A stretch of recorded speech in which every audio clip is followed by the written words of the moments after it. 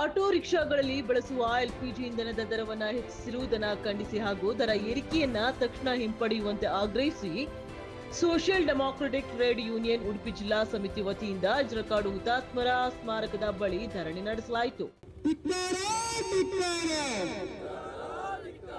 ಸರ್ಕಾರದ ನೀತಿಗೆ ಧಿಕ್ಕಾರ, ಒಪ್ಪಲ್ಲ ಒಪ್ಪಲ್ಲ, ಇಲ್ಲ ನಾವು ಒಪ್ಪಲ್ಲ, ಈ ಬೆಲೆ ಏರಿಕೆ ನಾವು ಒಪ್ಪಲ್ಲ. ಜಯವಾಗಲಿ ಜಯವಾಗಲಿ, ನ್ಯಾಯಪರ ಹೋರಾಟಕ್ಕೆ ಜಯವಾಗಲಿ. ಪ್ರತಿಭಟನೆಯಲ್ಲಿ ಮುಖ್ಯ ಅತಿಥಿಯಾಗಿ ಮಾತನಾಡಿದ ಎಸ್ಡಿಟಿಯು ರಾಜ್ಯ ಸಹ ಸಂಚಾಲಕ ಖಾದರ್ ಫರಂಗಿಪೇಟೆ, ಇತ್ತೀಚಿನ ದಿನಗಳಲ್ಲಿ ಆಟೋ ಎಲ್ಪಿಜಿ ದರವನ್ನು ಹೆಚ್ಚಿಸಿರುವುದು ಆಟೋ ಚಾಲಕರ ಬದುಕಿಗೆ ದೊಡ್ಡ ಹೊಡೆತವಾಗಿದೆ.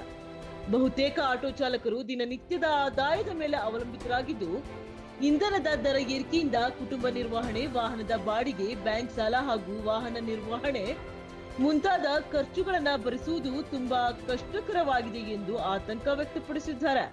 ಇನ್ನು ಎಸ್ಡಿಟಿಯು ಉಡುಪಿ ಜಿಲ್ಲಾಧ್ಯಕ್ಷ ಅಬ್ದುಲ್ ಖಾದರ್ ಮಲ್ಲಾರ್ ಪ್ರಾಸ್ತಾವಿಕವಾಗಿ ಮಾತನಾಡಿ, ಸರ್ಕಾರವು ತಕ್ಷಣವೇ ಆಟೋ ಎಲ್ಪಿಜಿ ದರ ಏರಿಕೆಯನ್ನ ಹಿಂಪಡೆಯಬೇಕು ಹಾಗೂ ಆಟೋ ಚಾಲಕರಿಗೆ ಇಂಧನದ ಮೇಲೆ ವಿಶೇಷ ಸಬ್ಸಿಡಿ ನೀಡಬೇಕು. ಜೊತೆಗೆ ಸಾರಿಗೆ ಕ್ಷೇತ್ರದ ಕಾರ್ಮಿಕರ ಸಮಸ್ಯೆಗಳನ್ನ ಪರಿಹರಿಸಲು ವಿಶೇಷ ಸಮಿತಿಯನ್ನ ರಚಿಸಿ ಚಾಲಕರ ಬದುಕು ಉಳಿಸುವಂತೆ ಸರ್ಕಾರ ಯೋಜನೆಗಳನ್ನ ರೂಪಿಸಬೇಕು ಅಂತ ಹೇಳಿದ್ರು.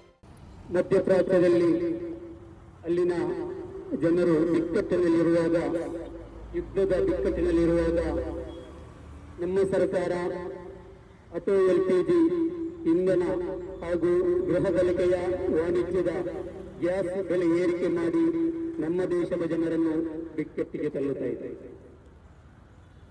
ಈ ದೇಶದ ಬೆನ್ನೆಲುಬಾಗಿರತಕ್ಕಂತಹ, ಈ ದೇಶದ ಸಂಪತ್ತಾಗಿರತಕ್ಕಂತಹ ಕಾರ್ಮಿಕರು ಈ ದೇಶವನ್ನು ಅಭಿವೃದ್ಧಿಗೊಳಿಸಲಿಕ್ಕೆ ನಾನಾ ರೀತಿಯಲ್ಲಿ ಅವರ ಸೇವೆಯನ್ನು ನೀಡುತ್ತಾ ಇದ್ದಾರೆ. ಅವರ ಶೋಷಣೆ ಸೋಷಿಯಲ್ ಡೆಮಾಕ್ರೆಟಿಕ್ ಯೂನಿಯನ್ ಎಂದಿಗೂ ಸಹಿಸಲ್ಲ. ಈ ನಿಟ್ಟಿನಲ್ಲಿ ರಾಜ್ಯದ ಎಲ್ಲ ಜಿಲ್ಲೆಗಳಲ್ಲಿ ಕೂಡ ಈ ಹೋರಾಟವನ್ನು ಕೈಗೆತ್ತಿಕೊಳ್ಳಲಾಗಿದೆ. ಇನ್ನು ಪ್ರತಿಭಟನೆಯಲ್ಲಿ ಎಸ್ಡಿಟಿಯು ಕಾರ್ಯಕರ್ತರು ಹಾಗೂ ಆಟೋ ಚಾಲಕರು ಭಾಗವಹಿಸಿ ಸರ್ಕಾರದ ವಿರುದ್ಧ ಘೋಷಣೆಗಳನ್ನ ಕೂಗಿ ಆಕ್ರೋಶ ವ್ಯಕ್ತಪಡಿಸಿದ್ದಾರೆ. ಈ ಸಂದರ್ಭದಲ್ಲಿ ರಾಜ್ಯ ನಾಯಕ ಶಾಹಿದ್, ಎಸ್ಡಿಟಿಯು ಉಡುಪಿ ಜಿಲ್ಲಾ ಉಪಾಧ್ಯಕ್ಷ ರಫೀಕ್ ಪೊಲಿಪು, ಜಿಲ್ಲಾ ಪ್ರಧಾನ ಕಾರ್ಯದರ್ಶಿ ಹನೀಫ್ ಕಂಡೂರು, ಇಸ್ಮಾಯಿಲ್ ಉಸ್ತಾದ್ ಮತ್ತು ಪದಾಧಿಕಾರಿಗಳು ಉಪಸ್ಥಿತರಿದ್ದರು.